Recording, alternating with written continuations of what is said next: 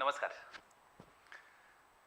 खूप दिवसापासूनचा हा इनिशिएटिव्ह घ्यायचा आणि तो तुम्हाला सांगतो ना, शेवटी आज तो क्षण आलाय. 11 ऑक्टोबर 2025 7 वाजलेत आणि तुम्ही सगळेजण ज्या क्षणाची वाट पाहून आहात तो क्षण शेवटी आला. तुमच्या आणि माझ्यामध्ये होणारा तो संवाद, ज्याला आपण हितगुज पालकांशी एका अनोख्या संवादाची सुरुवात, हे टायटलिंग दिलंय. कालपर्यंत तुम्हाला सांगू का, म्हणजे अक्षरशः थ्रोट इन्फेक्शन प्रोसेसमुळे मलाही वाटलं नव्हतं की आपल्याला उद्या प्रोग्राम घेता येईल का, परंतु प्रॉमिस केलेलं होतं म्हणून पुढचे 30-35 मिनिटं मी तुमचे नक्की घेणार आहे. हा प्रोग्राम कशासाठी, कोणासाठी, काय करणार आहोत नेमकं, याचा उद्देश काय, या सगळ्या गोष्टींना आपण क्लॅरिफाय करणार आहोत. मी तुम्हाला सांगू, म्हणजे माझं नाव तुमच्यापर्यंत सगळ्यांपर्यंत पोहोचलंय. सगळेजण जे लाईव्ह ऐकत आहात किंवा जे रेकॉर्डेड कंटेंट ऐकणार आहात, ही सगळीजण कुठेतरी परिचयाची, अपरिचयाची, कोणीतरी खूप दिवसांपासून मला ओळखतंय, परत त्यांना काहीतरी वेगळं ऐकायला मिळणार आहे म्हणून कदाचित ते बसणार आहेत. आणि काही पालकवर्ग हा अगदी नवीन असेल की ज्यांना माझी ओळखच नाहीये, आज ते पहिल्यांदा ऐकतायत. या सगळ्या पालकांसाठी एक छोटासा अल्पसा परिचय म्हणून सांगतो. माझं नाव डॉक्टर श्रीकांत प्रकाश स्वरात. गेल्या 18 वर्षापासून इंग्लिश स्पीकिंग पर्सनॅलिटी डेव्हलपमेंट या सेगमेंटमध्ये काम करतोय. काही हजार विद्यार्थ्यांना इंग्लिश स्पीकिंग आणि पर्सनॅलिटीचे लेसन्स किंवा जे काही शेअरिंग करता आलं, आतापर्यंत शिकवता आलं, या सगळ्या गोष्टी शिकवत इथपर्यंतचा प्रवास झाला. आणि कुठेतरी असं जाणवलं की आपण फक्त आणि फक्त कमर्शियल प्रोसेसवर काम न करता आपण सोशल ॲस्पेक्ट घेऊन काही करू शकतो का, आपण शिक्षण क्षेत्रातलं काही वेगळं काम असं समोर आणू शकतो का की ज्या माध्यमातून आपल्याला पालक आणि विद्यार्थी यांच्यामधला दुवा होता येईल. खूप इच्छा होती मनामध्ये. आणि मग कृष्णाज नोबेल फाउंडेशन या फाउंडेशनचा उदय झाला. 2023 रोजी ही संस्था रजिस्टर्ड झाली आणि आज पाहता 2-2.5 वर्षाचा प्रवास कंप्लीट झालाय. आणि या संस्थेच्या माध्यमातून अनेक सोशल प्रोग्राम समोर आणता येत आहेत, याचा आनंद आहे. आत्ता रिसेंट याच्यामध्ये इंग्लिश जीनियस ऑलिम्पियाड नावाचा इनिशिएटिव्ह मी इंट्रोड्यूस केला होता आणि हितगुज पालकांशी हा देखील त्याचाच एक इनिशिएटिव्ह म्हणून आपण आजपासून त्याची सुरुवात करतोय. म्हणजे 39 वर्षाच्या माझ्या प्रवासामध्ये मी ऐकलेल्या, मी अनुभवलेल्या, मी पाहिलेल्या, मी ऑब्झर्व केलेल्या, माझ्या चिंतनात आलेल्या, माझ्या अभ्यासात आलेल्या अनेक गोष्टी, की ज्या गोष्टींना मला असं वाटतं एक पालक म्हणून, एक शिक्षक म्हणून किंवा एक या समाजाचा अविभाज्य घटक म्हणून कुठेतरी आपण काहीतरी शेअर करणं लागतो, देणं लागतो, की ज्याच्यामधून कदाचित 2, 5, 10, 20, 50 पालकांच्या आणि काही मुलांच्या मनातील अनेक प्रश्नांची उत्तरं मिळणार आहेत. आज प्रत्येक व्यक्ती जो आपल्याला आयुष्यात दिवसभरातून भेटतो ना, काहीतरी प्रश्न आपल्या डोक्यात सोडून जातो. काहीतरी प्रश्न असतो. मग तो त्याच्या आयुष्यातला असेल, दुसऱ्याच्या आयुष्यात घडलेली घटना असेल, तिसऱ्याच्याच आयुष्याबद्दल काहीतरी ऐकलेलं असेल, काहीच नाही झालं तर मग अमेरिकेच्या डोनाल्ड ट्रम्पचं पण असेल, काही असू द्या. तिसऱ्याच कुठल्या तरी गोष्टीचं काहीतरी एक पिल्लू, काहीतरी एक प्रश्न आपल्या डोक्यामध्ये सोडून तो मोकळा होतो. प्रत्येक जण आज प्रश्नावर बोलतोय, उत्तरांचा प्रवास कोण करून देणार. आणि म्हणून कुठेतरी असं जाणवलं, एक लक्षात ठेवा, आज मी तुमच्यासोबत जे काही बोलतोय हे निव्वळ शेअरिंग आहे, हे केवळ शेअरिंग आहे. याच्यामध्ये मला कोणालाही खरंच शहाणपण शिकवायचंय, काहीतरी 2 शहाणपणाच्या गोष्टी द्यायच्या आहेत, असं अजिबात नाही आहे. हे म्हणा, मी हा मानणारा शिक्षक आहे की आपण आपल्या विद्यार्थ्यांना देखील शेअरिंगच करू शकतो, फोर्स नाही करू शकत आहे आज. बरोबर आहे ना. एक पालक म्हणून तुमच्या समोर देखील ही समस्या नक्की असेल की आज आपण काही बोलायला गेलं तर एक वाक्य आपल्याला मुलांकडून नक्की ऐकायला मिळतं, तुम्हाला काही कळत नाही, थांबा तुम्ही. आणि याला कारण काय माहिती? याला कारण आहे की कुठे ना कुठेतरी आपण जो कालखंड अनुभवत होतो आतापर्यंतचा, तो कालखंड वेगळा होता. आणि आता आपली मुलं जी अनुभवत आहेत, येणाऱ्या जनरेशन जे अनुभवणार आहेत, हे कदाचित वेगळा कालखंड आहे, हे वेगळे अनुभव आहेत त्यांचे. आणि मग याच्यातला दुवा म्हणून आपल्याला काही रोल प्ले करता येतो का, मला माहित नाही. म्हणजे मला खूप सगळ्या लोकांनी जेव्हा भेटले, मी त्यांच्याशी हे शेअरिंग केलं की आपण असं काहीतरी चालू करतोय, म्हणजे सर खूप छान. कदाचित ह्या तुमच्या बोलण्यामुळे काही लोकांच्या घरातील 2 नाही 10 प्रश्नांची उत्तरं मिळणार आहेत. किती छान होईल याच्यातून. सर काही लोकांना ज्यांना खरंच फ्रस्ट्रेशन येत आहे, काही लोकांना खूप नैराश्यात जात आहेत ही लोक, ह्या सगळ्या लोकांना त्याच्यातून बाहेर काढण्यासाठी जर एक क्ल्यू मिळाला तर कदाचित त्याचं लाईफ बदलू शकतं. म्हणजे मला हे इनिशिएटिव्ह बद्दल जेव्हा असे रिप्लाय मिळाले तेव्हा मनाशी एक खुणगाठ बांधली. एक लक्षात ठेवा, चांगल्या गोष्टी केल्याच्या नंतर किंवा कुठली गोष्ट केल्याच्या नंतर चांगलं म्हणणारी 2 लोक असतात आणि वांगलं म्हणणारी 2 लोक असतात. शेवटी आपल्याला कोणाचा विचार घेऊन धावायचंय हे आपल्यावर डिपेंड आहे. म्हणून सगळ्यात जमलेल्या इथे तमाम पालक वर्गाला, स्पेशली तरुण वर्गाला की ज्याला उत्सुकता आहे की सर काय सांगतायत नेमकी, या सगळ्यांना माझा मनापासून नमस्कार. लक्षात ठेवा, हितगुज पालकांशी एका अनोख्या संवादाची सुरुवात ही खरंच एका वेगळ्या संवादाची सुरुवातच आहे. म्हणजे मी जेव्हा आज पाहतो ना की पालकांसमोरची नेमकी सगळ्यात मोठी समस्या काय तुम्हाला सांगतो, आपण वेळ देऊ शकत नाहीये. आपण मुलांना वेळ देऊ शकत नाहीये. असं आपण बऱ्याच वेळेला म्हणतो, सर काय सांगावं, मला वेळच देता येत नाहीये. सकाळी मी 8ला ऑफिसला निघतो तेव्हा मुलगा झोपलेला असतो आणि संध्याकाळी 8ला घरी आल्याच्या नंतर त्याचा काहीतरी अभ्यास चालू असतो, करता करता 10 वाजतात, परत मीटिंग असते आणि तो झोपून जातो. भेटच होत नाहीये, त्याचं काय चाललंय माहितीच नाहीये. काल परवापर्यंत आमच्याकडे जे इंग्लिश जीनियस ऑलिम्पियाड आम्ही घेतोय ना, याच्यामध्ये रजिस्ट्रेशन करण्यासाठी एक पालक जेव्हा आले तेव्हा त्यांना स्वतःला मला विचारावं लागलं की माझी मुलगी कितवीला आहे, तिच्या शाळेचं नाव काय. लक्षात ठेवा, 4थी-5वी पर्यंत गेलेली ती मुलगी, तिच्या शाळेचं नाव आणि तिची इयत्ता जर त्या पालकाला माहिती नसेल तर मला सांगा बरं, इथे कुठेतरी आपण चुकतोय असं वाटत नाही का. मी परत एकदा तुम्हाला सांगतो, कुठेही मुलांना तुमच्या मनाला ओरखडा आला ना तर मनापासून माफी. मी तुम्हाला ओरखडा आणण्यासाठी बोलतच नाहीये, मी फक्त आणि फक्त माझं ओपिनियन मांडतोय की आपला गफलत कुठे होतीये, आपण नेमकं कुठे कमी पडतोय आणि आपण नेमकं कुठल्या कॉन्सेप्टवरती किंवा कुठल्या गोष्टीवरती जास्त कॉन्सन्ट्रेट करतोय.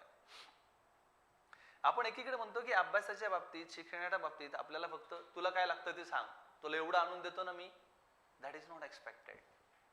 संध्याकाळी आपण एक शब्दभर विचारू शकतो का, हा शाळेचा अभ्यास झालाय का, दाखव बरं मला नेमकं काय केलंय तू. असं होऊ शकतं का.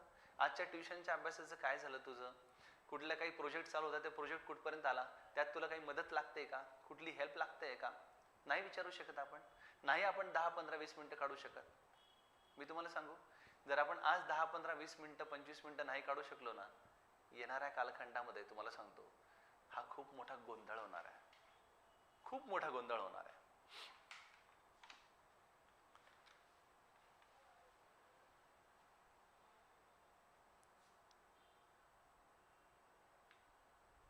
राईट.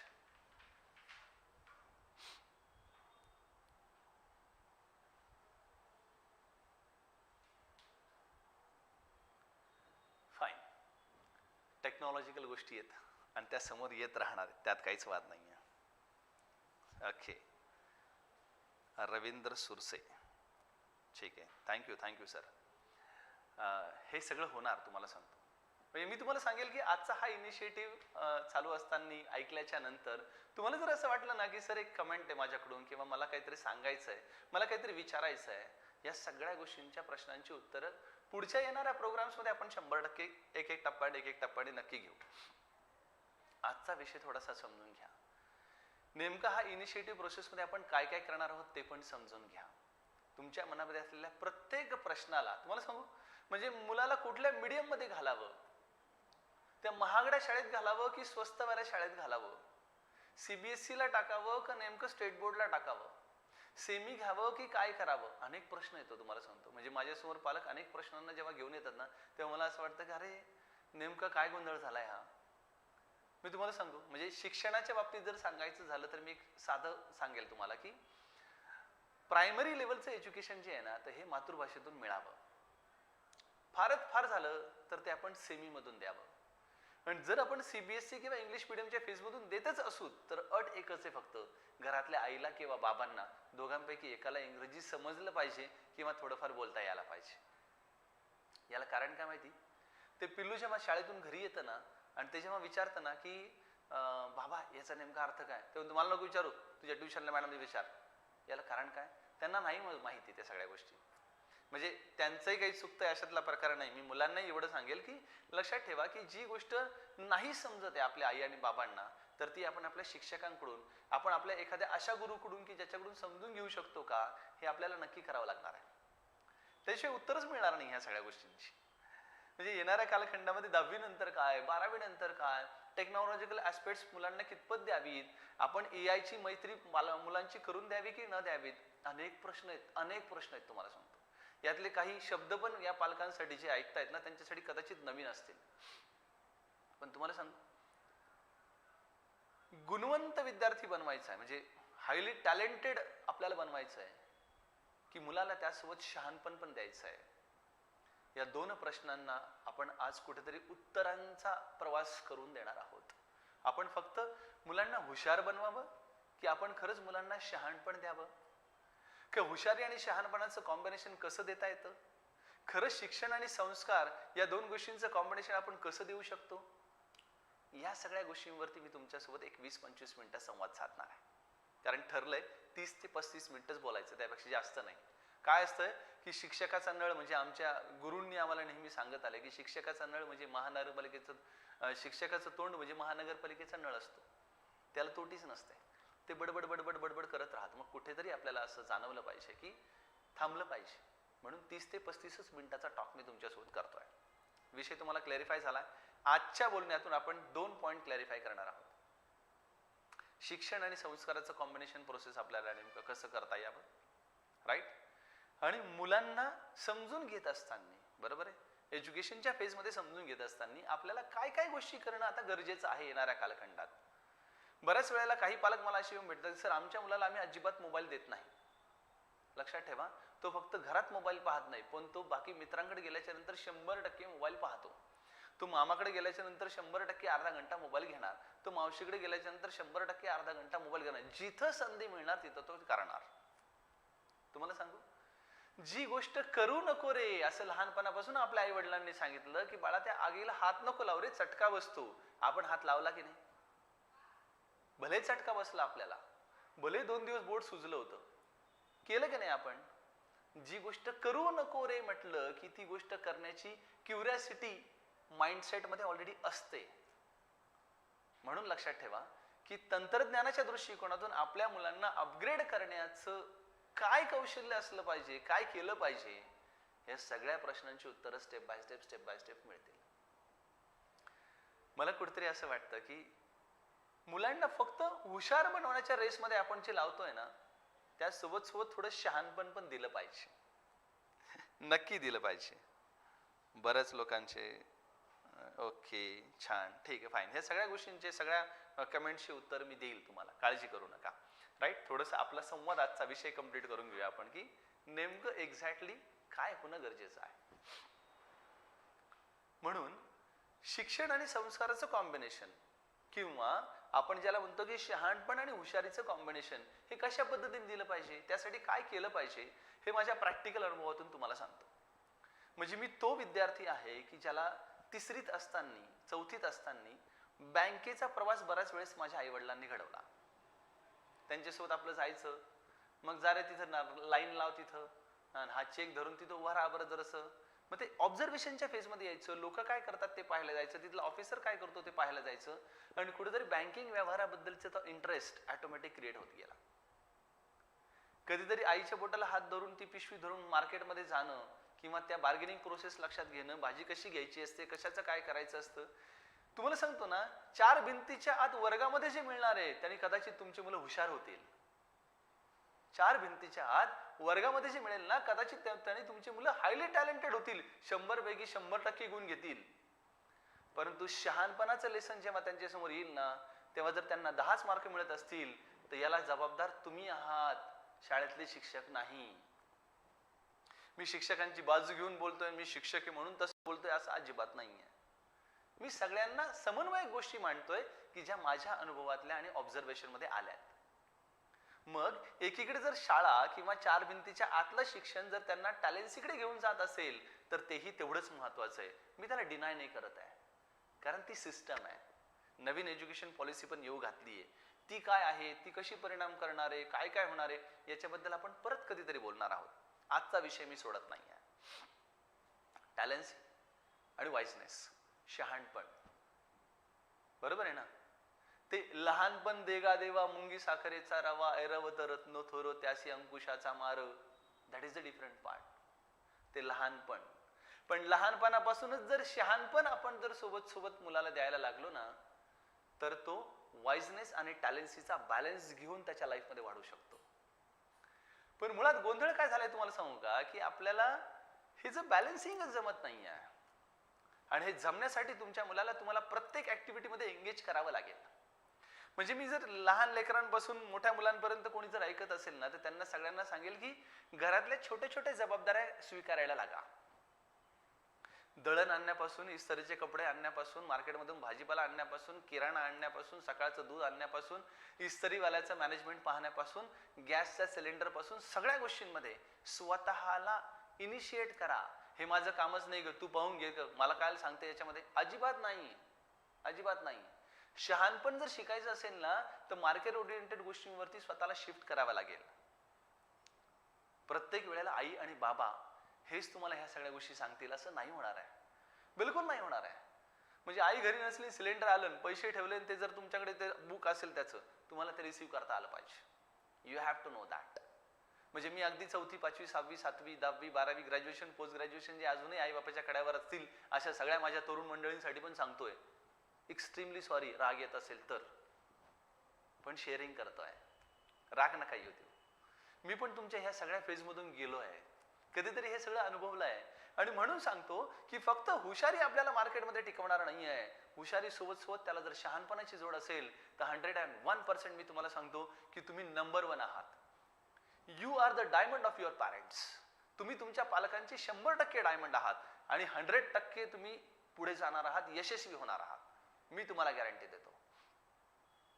माझा शिक्षकांसोबत या विषयावर खूप वाद होतो. म्हणजे मी जेव्हा शिक्षकांना, काही लोकांना भेटतो, त्यांचं म्हणणं आहे की सर 20 वर्षापूर्वी तुम्ही जे होतात ना, जेव्हा तुम्ही विद्यार्थी होतात तेव्हाची सिच्युएशन वेगळी होती हो सगळी. तेव्हाचे विद्यार्थीच वेगळे होते. आता सगळा विद्यार्थी वर्ग एवढा बदललाय, तुम्हाला सांगतो काय सांगावं. हे बदलण्याला कारणीभूत कोण? वातावरण, समाज, घरातलं वातावरण, समाजातलं वातावरण, शिक्षक, शाळा, आजूबाजूचं फ्रेंड सर्कल, हेच जबाबदार आहे ना. मग आपल्याला त्याला सोडून थोडीच बोलता येणार आहे, त्याला धरूनच बोलावं लागेल, कारण तो त्याच्या बाहेर नाही राहू शकत. तो त्या चौकटीचा भाग झालाय आता. मग आता ह्या सगळ्या कंडिशन मध्ये जर आपल्याला हुशारी सोबत सोबत जर शहाणपण द्यायचं असेल ना, तर आपल्या तरुण मंडळींना किंवा मुलांना किंवा पालकांना मी असं सांगेल की त्यांना छोट्या छोट्या जबाबदाऱ्या नक्की द्या. चुका होऊ द्या ना, चुका कोणाकडून होत नाही. तो आतापर्यंत आयुष्यात 39 वर्षात काय माझ्याकडून चुका झाल्या नाहीत का? अनेक चुका झाल्यात, अक्षम्य चुका झाल्या असतील, त्याच्याबद्दल माराही खाल्ला असेल आईचा, वडिलांचा.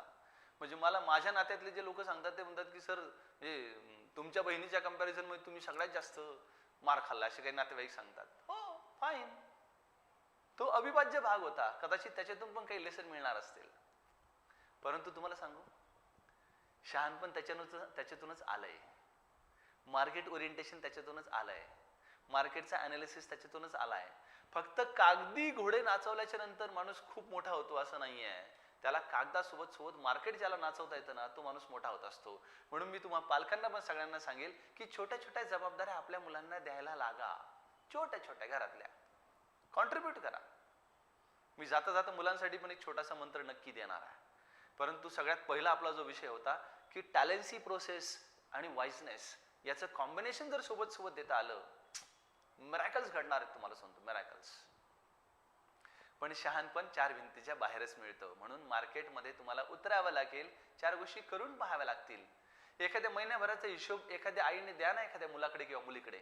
तिला सांगा ना, हे 4000 रुपये आणि याच्यातून हे असं असं करायचंय, बघ बरं तू आता सगळा हिशोब ठेव, कोणाला किती रुपये दिले, कोणाला काय झालं, करू द्या ना, हरकत काय. अरे थोडा विश्वास टाका ना. नाही नाही तू राहू दे ग, नाही नाही तू राहू दे ग. आणि मग लग्नाचं वय झालं तरी त्या मुलीला पुढे लाटता येत नाही. हे योग्य आहे का? अजिबात नाही. याचा अर्थ फक्त बळ्याच लाटावी मुलांनी असं पण होत नाही, पण दोन्ही गोष्टींचं कॉम्बिनेशन यायला पाहिजे, हे व्हायला पाहिजे. मुलांना फक्त हुशारीच्या रेसमध्ये पळायला लावू नका. मी तुम्हाला सांगू, अक्षरशः एका मुलाशी, 8वीच्या मुलाशी मी बोलत होतो आणि तो म्हणे सर, त्याला मी विचारलं की तू कुठले खेळ खेळतोस? तो म्हटला की सर खरं सांगू, त्याचे आई वडील पलीकडेच्या रूम मध्ये होते, त्याच्याशी मी 2 मिनिटं बोलत होतो आणि तो म्हणले सर मागच्या 1.5 महिन्यापासून मी खेळलोच नाही हो सर. शाळेतून आलो का शाळेचा अभ्यास, नंतर ट्युशनला जातो, ट्युशनचा अभ्यास. शाळा 5 तास असते सर, जाण्यात 2 तास जातात, 7 तास. अभ्यास करायला 2 तास जातात, 9 तास. ट्युशन होतं सर 2 तास, 11 तास. ट्युशनचा अभ्यास 2 तास, 13 तास. सर 13 ते 14 तास मी घाण्याला बांधल्यासारखा पळत असतो तुम्हाला सांगतो. मग मला खेळायला वेळ कुठे मिळतो सर? 1.5 महिन्यापासून मी खेळलो नाही सर. रविवारी खेळावं म्हटलं तर रविवारी सुद्धा परीक्षा. तिथं पेव वेगळंच आहे तुम्हाला सांगतो. म्हणजे मी माझ्या क्लासेस लाईनच्या सगळ्यांची एक्स्ट्रीमली माफी मागून सांगतो की संडेच्या परीक्षा बंद करा. खरंच सांगतोय. संडेला तरी मुलांना मोकळीक सोडा. बरं संडेची परीक्षा झाली का मंडेला त्याचं रिझल्ट येण्याचं टेन्शन. या टेन्शन मध्येच आयुष्य चाललं ना त्यांचं. ना ते टॅलेंट्सही गाठू शकतायत, ना ते शहाणपणाचे धडे घेतायत. आणि मग कुठेतरी विद्यार्थी कमी पडतोय, त्याचा कॉन्फिडन्स लेवल कमी होतोय, त्याला एखाद्या विषयाचं नॉलेज येत नाही, त्याच्यावरती तो खूप मार खातो, त्याला मार्क कमी पडतात आणि तो घरचे आणि दारचे सगळेच बोलणे खातो. म्हटलं ना मी तुम्हाला, हुशारीच्या रेसमध्ये पळवत असताना शहाणपणाचे धडे आपण विसरून गेलो. मग ना काही मुलं हुशार होत आहेत ना शहाणी होत आहेत. मग काय होणार? मग सगळाच गोंधळ होणार आहे. आणि म्हणून सगळ्या पालकांना नक्की मी हे सांगेल, खेळू द्यावं, थोडंसं बागडू द्या ना. म्हणजे तुम्ही म्हटलं की सर हे काय सांगायला तुम्ही, खरंच तुम्हाला सांगतो मी, माझी मुलं मजबूत खेळतात.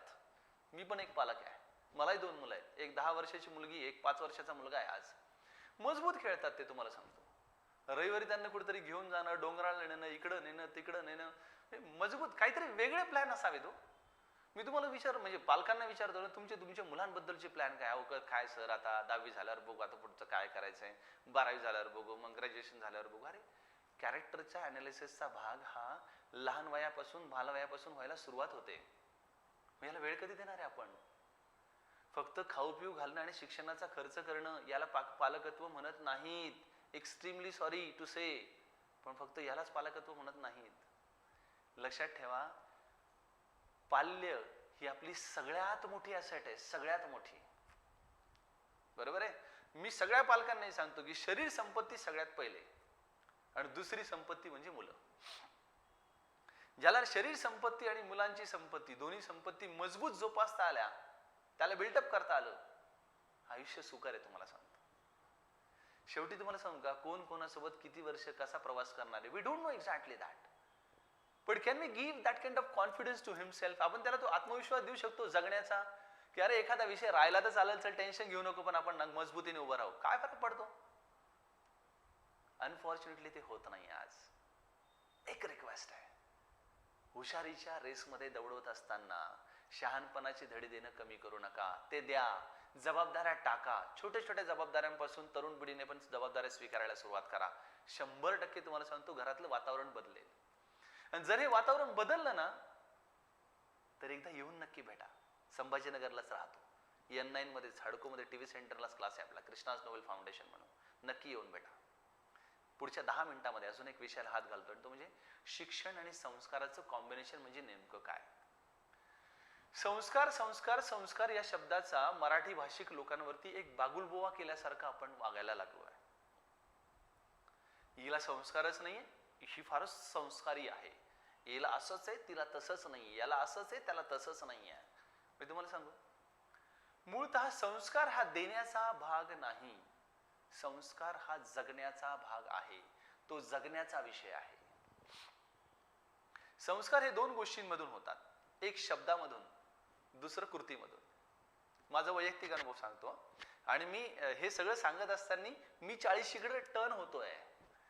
आणि कदाचित हा व्हिडिओ माझे आई वडीलही पाहत असतील तर त्यांनाही लक्षात येईल की अरे हे सगळं जगलेलंच सांगायला आहे त्याच्यामध्ये.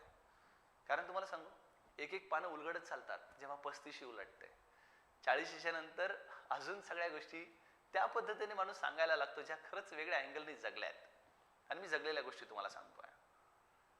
2 गोष्टींमधून संस्कार होतात, एक शब्द आणि दुसरं कृती. तुम्ही घरामध्ये कुठले शब्द वापरतात, मी तुम्हाला सांगू, म्हणजे सॉरी टू से, जर कोणाला अशा पद्धतीची ट्रीटमेंट मिळत असेल, बाळ हा एक शब्द आहे ना.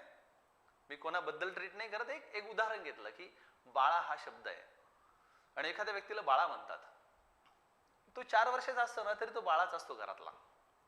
तो 10वीत जातो, 16 वर्षाचा होतो तरी तो बाळाच असतो. तो ग्रॅज्युएट होतो, 21 वर्षाचा होतो, तरी तो बाळाचा असतो. त्याचं पुढे लग्न जमतंय तरी तो बाळाचा असतो. बाळाला 2 पोरं होते तरी तो बाळाचा असतो. त्या शब्दाचा संस्कार होतो. तुमच्या मुलाचं नाव जर ते असेल पर्टिक्युलर, तर त्या नावाने त्याला हाक मारा.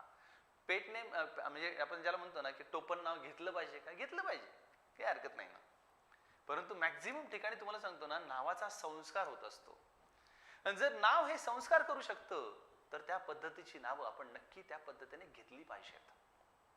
एवढं मोठं बारसं करतो आपण, 5, 50, 100, 200, 500 लोकांना बोलवतो, त्याच्यामध्ये पाळणा हलवतो, सगळं करतो, नाव ठेवतो, आणि घरी मात्र वेगळंच नाव काहीतरी असतंय, गोंधळ सगळा.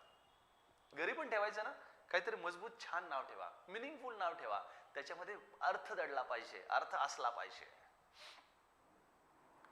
घरामध्ये ज्या पद्धतीचे शब्द वापरले जातात ना, त्या पद्धतीचं वातावरण तयार होतं आणि त्याच पद्धतीची मुलं संस्कारी होतात. कारण मी तुम्हाला म्हटलं, शब्द आणि कृती या दोन्ही गोष्टी संस्कार करतात. म्हणून घरात प्रत्येक शब्द वापरत असताना जर तो आपण काळजीपूर्वक वापरला, तर समोरच्या माणसावरती काळजीपूर्वक आणि चांगले संस्कार होऊ शकतात. पण तो जर कुठलाही शब्द वापरला, तुम्हाला सांगू का की वय वर्ष 13 पर्यंत, हे माझं नाही, सायकोलॉजिस्ट किंवा जे काही ब्रेन मध्ये अभ्यास करणारे लोक असतात, या सगळ्यांचं असं म्हणणं आहे, वय वर्ष 13 पर्यंत मुलं एकपाठी असतात. काही वाचलं, काही केलं, त्यांच्या लक्षात राहतं, ते करू शकतात, सगळ्या गोष्टी होतात. त्याच्यानंतर ते थोडं थोडं कमी लक्षात राहायला लागतं त्यांच्या. बरोबर आहे. मग याचा अर्थ बालवयामध्ये कुठल्याही ठिकाणी गल्लीत वापरलेला शब्द जरी कानावर पडला तरी तो संस्कार होतो, आणि घरात वापरलेला शब्द जरी कानावर पडला तर त्याचा संस्कार होतो. आता तुम्ही ठरवायचं की घरात शुभंकरोती म्हणायचंय की डिस्को डान्स करायचा आहे. म्हणजे काही घरामध्ये बघा बघा बघा आमचा पप्प्या किती डान्स करायला लागलाय, डिंगचाक डिंगचाक डिंगचाक डिंगचाक. प्रत्येक कृती हा संस्कार घडवते. तुमच्या घरातलं हे उदाहरण असेल की नाही माहित नाहीये, पण कदाचित माझ्या अनुभवण्यामधलं हे बऱ्याच वेळेस आलेलं उदाहरण तुम्हाला सांगतो. एखादं घर असतं, अॅनॉलॉजी लक्षात घ्या, एखादं घर असतं आणि त्या घरामधल्या 3 खोल्या असतात. मागे किचन, समोर हॉल, मध्ये एक आपलं रेग्युलर रूम. आणि त्याच्या पलंगावरती काही पसारा पडलेला असतो, काही कपडे पडलेले असतात. त्या घरातले वडील मागच्या खोलीतून पुढच्या खोलीमध्ये जातात, पुढे बसतात आणि ते म्हणतात, मधल्या पलंगावरती किती पसार पडलाय, कळत नाही की तुम्हाला कुठे ठेवायचा टॉवेल म्हणून. बघा बरं का, मागच्या घरात गेलेली आई जेव्हा त्या किचन ओट्यावरती 4 गोष्टी पाहते, का ग कळत नाही का ग तुला ग्लास कुठे ठेवायचा, काय करायचं. पुढच्या घरात गेल्याच्या नंतर रिमोटच सापडत नाही, कधी कधी एखादी चावीच सापडत नाही. म्हणजे गोंधळ आहे तुम्हाला सांगतो हा सगळा. हे घर आहेत आणि ह्या सगळ्याच्यातून एवढा केओस तयार होतो तुम्हाला सांगतो. मी तुम्हाला दुसरं जे वाक्य सांगितलं होतं ना की कृतीतून संस्कार घडतात. मधल्या खोलीमधून पुढच्या घरात जात असताना त्या वडिलांनी जर त्या टॉवेलची घडी केली आणि त्या वळणीवरती जर टाकली आणि पुढे जाऊन बसले, तर घरातल्या मुलांनी पाहिल्याच्या नंतर त्यांच्यावर हा संस्कार होतो की माझे वडील याच्याबद्दल किओस क्रिएट करण्याच्या ऐवजी स्वतः त्याची घडी करून वळणीवर टाकतात. मला हे शिकलं पाहिजे त्यांच्याकडून. कृतीतून संस्कार घडला. मागच्या घरात गेल्याच्या नंतर किचन ओटा संध्याकाळी खूप स्वच्छ करून आई झोपते, हे जेव्हा मुलांच्या लक्षात येतं तेव्हा एका सर्टेन वयाच्या नंतर ती मुलं देखील किचन ओटा आणि सगळ्या गोष्टी स्वच्छ ठेवायला लागतात. माझी आई घरात आल्याच्या नंतर चावी बरोबर चावीच्या जागेवर टांगून ठेवते, हे पाहिल्याच्या नंतर मुलं पण चावी जागेवर टांगून ठेवायला लागतात. त्याला म्हणतात कृतीतून संस्काराचा भाग. शाळेत जसा शिक्षक वागतो ना, तसाच विद्यार्थी घडत असतो. मग शाळेतल्या शिक्षकाला जर वाचनाचा छंद असेल आणि त्यातून जर वेगवेगळ्या गोष्टी तो शेअरिंग करत असेल, तर त्या मुलाला वाचनाचा छंद अजिबात लागणार म्हणजे लागणार, 100% तुम्हाला सांगतो. कारण जशा चांगल्या कृती संस्कार करतात ना, तशा वाईट कृती देखील संस्कार करत असतात. म्हणून आपल्या मुलाला कुठल्या वातावरणात, कुठल्या शिक्षकांच्या, कुठल्या व्यक्तीच्या, कुठल्या मित्रांच्या सहवासात आपण पाठवतोय, त्याच्याकडून कुठला शब्द ऐकायला मिळतो आणि कुठल्या कृती त्याला पाहायला मिळत आहेत, याच्यावरती तुमच्या मुलाचे संस्कार डिपेंड आहेत. ट्रॅडिशनली आपल्या घरामध्ये लावत आलेला दिवा जर रोज संध्याकाळी लागत असेल, तर एखाद्या दिवशी आई घरी नसेल तरी तो दिवा लागतो का? जर लागत असेल तर याचा अर्थ तुमच्या मुलीने तुमच्याकडून ऑब्झर्वेशन घेऊन ती गोष्ट संस्कारात टाकली आहे. माझी आई आज आजारी आहे, ती सकाळी उठू शकली नाही, म्हणून सडा टाकून एखादी मुलगी जर रांगोळी काढत असेल तर याचा अर्थ तिने फक्त आईचं ऑब्झर्वेशन केलं की आई सकाळी सकाळी सडा टाकत असते आणि रांगोळी घालत असते. पण एक्स्ट्रीमली सॉरी, काही दारामध्ये रांगोळ्या घातल्या जात नाहीत, स्टिकर चिटकवले जातात कायमस्वरूपीचे. ही दिवाळी ती दिवाळी स्टिकर बदलतं, दुसऱ्या दिवाळीला दुसरं स्टिकर, वर्षभर रांगोळी काढायचा ताणच नको. सॉरी, मनापासून माफी मागतो.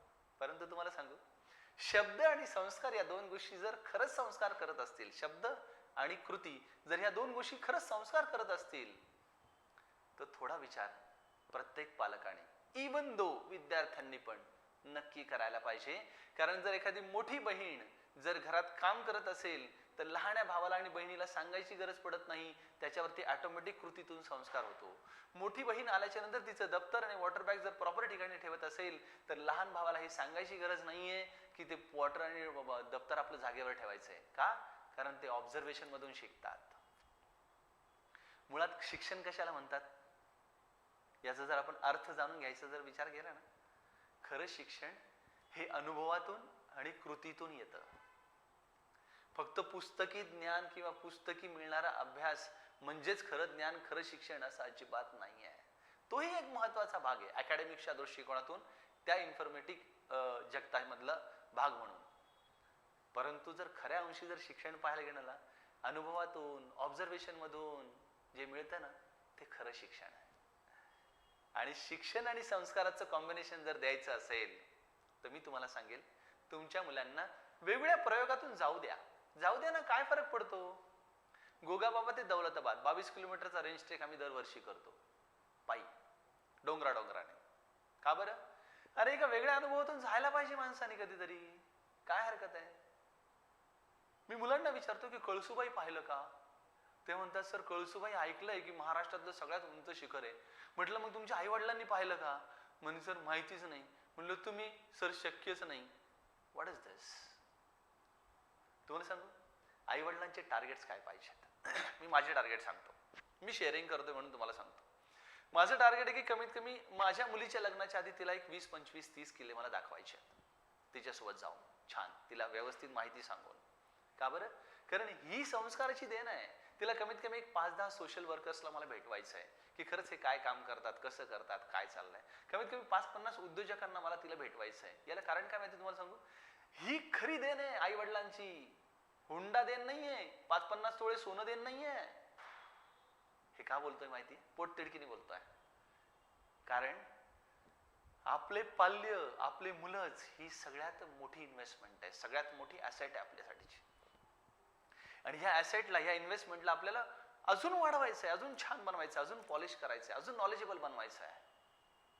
आणि म्हणून वेगवेगळ्या विषयांना आम्ही तुमच्यासोबत साथ घालण्यासाठी दर 15 दिवसाला प्रत्येक महिन्याच्या दुसऱ्या आणि चौथ्या शनिवारी संध्याकाळी 7 वाजता आम्ही तुमच्यासोबत लाईव्ह येणार आहोत. We are always being there with you. आणि हो, तुम्हाला सांगू, जाता हे सगळं इनिशिएटिव्ह घेण्यामागचा मूळ पर्पज काय? तुमच्या मुलांच्या येणाऱ्या कालखंडामध्ये इंडिव्हिज्युअल लेवलवर असलेल्या समस्यांबद्दलचे काउन्सिलिंग्स जर तुम्हाला हवे असतील तर कृष्णाज नोबेल फाउंडेशनच्या माध्यमातून आमची टीम आणि आम्ही तुमच्यासाठी असलेला पहिला टॉक, पहिलं इनिशिएटिव्ह, पहिलं तुमच्यासोबत असलेलं काउन्सिलिंगचं सेशन हे तुम्हाला फ्री देणार आहोत. We are providing the free sessions to you people. का बरं? कारण प्रश्न अनेक आहेत, उत्तरं शोधता येत नाही आहेत. आणि आम्ही फक्त एकाच गोष्टीसाठी हा प्रोग्राम आखला आहे, उत्तरांचा प्रवास पूर्ण करायचा आहे. तुमच्या मनात जर अनेक प्रश्न असतील तर नक्की कमेंटमध्ये टाका.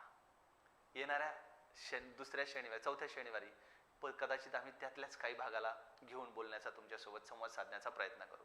हा एक ओपन टॉक आहे.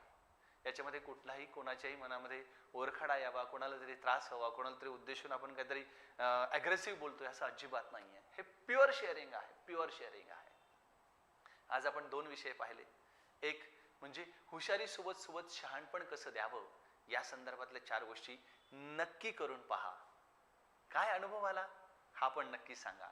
आणि शिक्षण आणि संस्काराचं कॉम्बिनेशन हे जर आपल्याला आपल्या कृतीतून आणि शब्दातून देता येत असेल आणि अनुभवातून आणि ऑब्झर्वेशन मधून जर शिक्षण वृद्धिंगत करता येत असेल तर we are on the right track.